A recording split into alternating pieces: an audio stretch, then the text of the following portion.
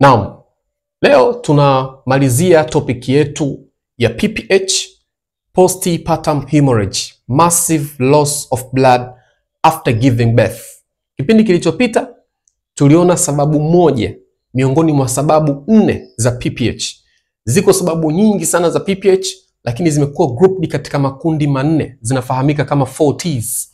T ya kwanza ni toni, T ya pili ni tissue, ya tatu ni trauma, ya 4 ni thrombin.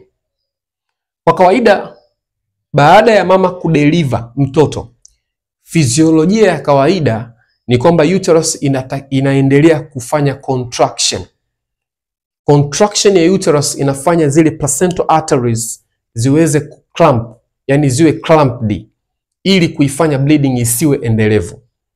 Kwa hiyo uterine atony ni kwamba uterus inakuwa weak, inashindwa kufanya contraction. There is no contraction.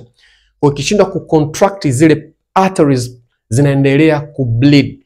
Kwa hiyo bleeding inakuwa ni endelevu, baadaye mama anaweza kuingia kwenye emergency condition PPH, postpartum hemorrhage, akawa anapata massive loss ya blood.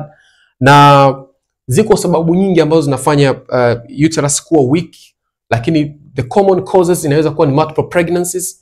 Uterus ime-overstretch, huenda mama alikuwa na twins, mapacha, kwa hiyo ili stretch kwa muda mrefu, na actually inakuwa ina overstretch kwa sababu kuna twins. Kwa hiyo baada ya mama kudeliver, uterus inakuwa iko weak, inashindwa kucontract vizuri, kuclamp the placental arteries. Kwa hiyo inaweza kuwa ni multiple pregnancy au multigravidity. Lakini sababu nyingine ni tissue. Baada ya mama kudeliver mtoto, yani mtoto ameshakuwa delivered, placenta inatakiwa itoke pia. Kwa hiyo kunaweza kukaa kuna retained placental fragments. Sasa kuna condition, kwa mfano kuna condition kama placenta accreta, kwa maana ya kwamba placenta ime-invade kwenye myometrium, inashindwa kutoka, yani inashindwa kudetach baada ya mama kudeliver mtoto. Hali hiyo inaweza kufanya uterus ishindwe kucontract vizuri. Ikishindwa kucontract vizuri, zile arteries zinaendelea kubleed, bleeding inakuwa endelevu, mama anaingia kwenye condition hiyo emergency, which is called PPH. Kwa hiyo retained product of placenta, au placenta yenyewe ikawa imebaki ndani, inashindwa kutoka, ime-invade kwenye myometrium like hiyo placenta accreta, mama anaweza akapata massive bleeding. Kuna trauma.